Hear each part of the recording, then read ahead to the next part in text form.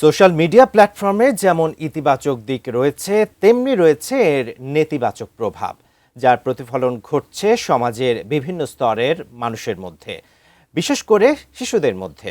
সামাজিক মাধ্যমে নেতিবাচক ব্যবহারের কারণে বিশ্বের সবচেয়ে বড় কোম্পানি মেটাকে এবার তারই খেসারত দিতে হচ্ছে। জরিমানা দিতে হচ্ছে হাজার হাজার কোটি টাকা। কিন্তু কেন এই জরিমানা? বিস্তারিত দেখুন ডেস্ক রিপোর্টে। সোশ্যাল মিডিয়ার ভার্চুয়াল জগতে প্রতিনিয়তই ঘুরে বেড়াচ্ছে হরেক রকম কন্টেন্ট। সেসব উন্মুক্ত কন্টেন্টে নেই কোনো সেন্সর মেথড ও বয়স সীমা, ফলে শিশুরাও অবাধে বিচরণ করছে এসব প্ল্যাটফর্মে, যা শিশুদের মানসিক বিকাশে বড় অন্তরায়।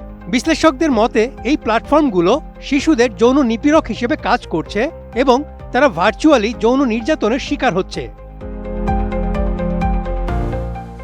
অভিযোগ উঠেছে শিশুদের নিরাপত্তা নিয়ে গ্রাহকদের বিভ্রান্ত করা এবং এসব প্ল্যাটফর্মে শিশু যৌন নিপীড়নের মতো অপরাধ রোধে ব্যর্থ হয়েছে ফেসবুক ও ইনস্টাগ্রামের মূল প্রতিষ্ঠান মেটা।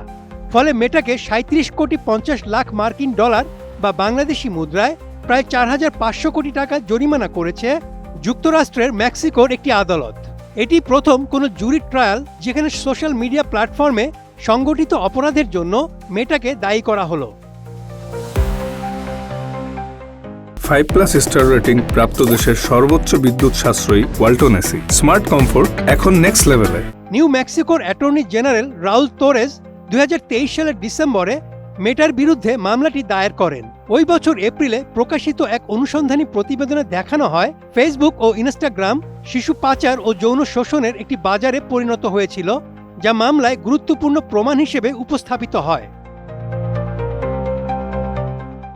রাহুল তোরেজ এই রায়কে ঐতিহাসিক বিজয় বলে উল্লেখ করে বলেন, মেটা তাদের মুনাফাকে শিশুদের নিরাপত্তার চেয়ে অগ্রাধিকার দিয়েছে। কোম্পানির কর্মকর্তারা জানতেন যে তাদের পণ্য শিশুদের ক্ষতি করছে, তবুও সতর্ক বার্তা উপেক্ষা করে জনসাধারণকে ভুল তথ্য দিয়েছে মেটা। বিচার চলাকালে উপস্থাপিত প্রমাণে দেখা যায় কোম্পানির অভ্যন্তরীণ কর্মী এবং শিশু সুরক্ষা বিশেষজ্ঞরা বারবার প্ল্যাটফর্মের ঝুঁকি ও ক্ষতিকর পরিস্থিতি সম্পর্কে সতর্ক করেছিলেন। এছাড়া 2024 সালে অপারেশন মেটা ফাইল নামে একটি অভিযানে 3 ব্যক্তির গ্রেপ্তারের তথ্য তুলে ধরা হয়, যারা মেটার প্ল্যাটফর্ম ব্যবহার করে শিশুদের টার্গেট করছিল। প্রতিটি আইন লঙ্ঘনের জন্য জুরি বোর্ড সর্বোচ্চ $5,000 জরিমানা নির্ধারণ করে মোট $375 মিলিয়ন আরোপ করে। তারা নিউ মেক্সিকোর ভোক্তা সুরক্ষা আইনের 2টি অভিযোগেই মেটাকে দোষী সাব্যস্ত করে। মেটা এই রায়ের বিরুদ্ধে আপিল করার ঘোষণা দিয়েছে। প্রতিষ্ঠানের একজন মুখপাত্র বলেন, আমরা এই রায়ের সঙ্গে একমত নই। আমরা আমাদের প্ল্যাটফর্মে শিশুদের নিরাপদ রাখতে বিলিয়ন বিলিয়ন ডলার বিনিয়োগ করেছি এবং কিশোর কিশোরীদের সুরক্ষায় আমরা আত্মবিশ্বাসী। আগামী 4 মে থেকে মামলার পরবর্তী ধাপ শুরু হবে।